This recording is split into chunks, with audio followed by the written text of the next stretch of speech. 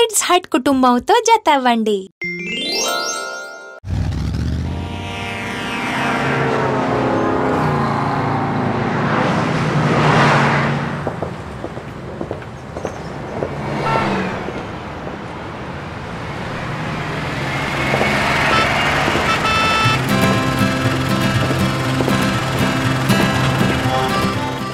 యువకుడు అతనికి రోడ్డు దాటడానికి ఎందుకు సాయపడుతున్నాడు?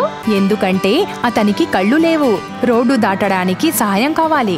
అలాగా, అతనికి సాయం చేస్తున్న యువకుడు ఎంత మంచివాడు. అవును, ఇతరులకు సహాయం చేయడం ఎప్పుడూ మంచిదే. ఎందుకు టియా? ఇలా రా టోఫు, నేను నీకో కథ చెప్తాను. పావురం మరియు చీమ.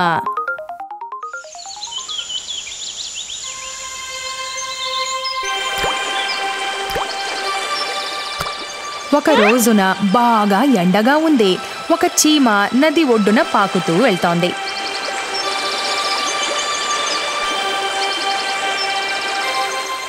పాపం ఆ చీమ అదుపు తప్పి నీళ్లలో పడిపోయింది.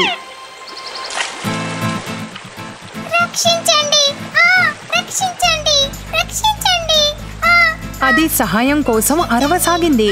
నదీ ప్రవాహం వేగంగా ఉండడంతో అది కొట్టుకుపోయింది.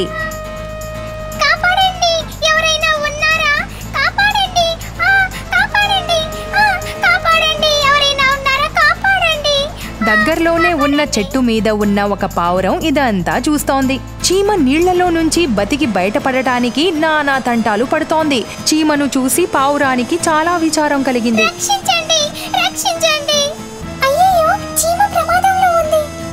పావురం చీమకు సహాయం చేయాలనుకుంది. చీమతో అంది, చింతించకు మిత్రమా, నేను నిన్ను కాపాడుతాను. వెంటనే పావురం ఒక ఆకును తుంచింది.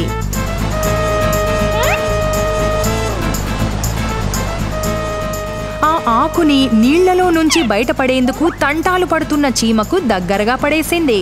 చీమ ఆకుకు దగ్గరగా వెళ్లి దాని మీదకి చేరింది. చివరికి చీమ సురక్షితంగా ఒడ్డుకు చేరింది.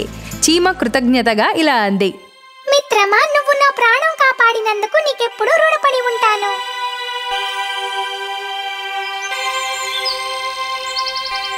కొన్ని వారాల తరువాత ఒక దుష్టుడైన వేటగాడు తుపాకీ పట్టుకొని రావడాన్ని గమనించింది.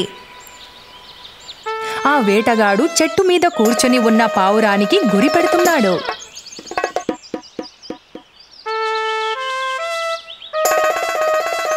అతడేం చేయబోతున్నాడో ఊహించింది. వెంటనే చీమ ఆ వేటగాడి మడమ మీద కుట్టింది. అబ్బా, దుర్మార్గపు చీమ, ఎంత పని చేసావే నువ్వు!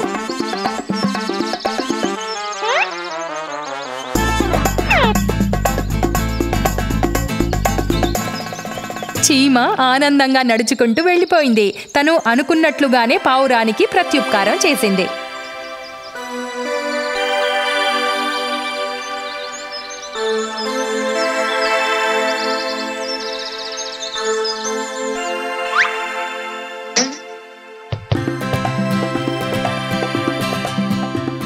కాబట్టి టోఫు, పావురం చేసిన మంచి పని వల్ల చీమ ప్రమాదం నుంచి బయటపడింది. అదేవిధంగా మనం ఇతరులకు చేసిన ఉపకారానికి మనకి తప్పక ప్రతిఫలం లభిస్తుంది.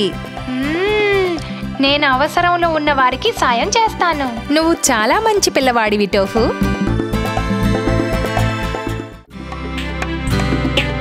మీకిష్టమైన పిల్లల పద్యాలు, కథలు ఇంకా మరెన్నింటి కోసమో ఇక్కడ సబ్స్క్రైబ్ చేయండి.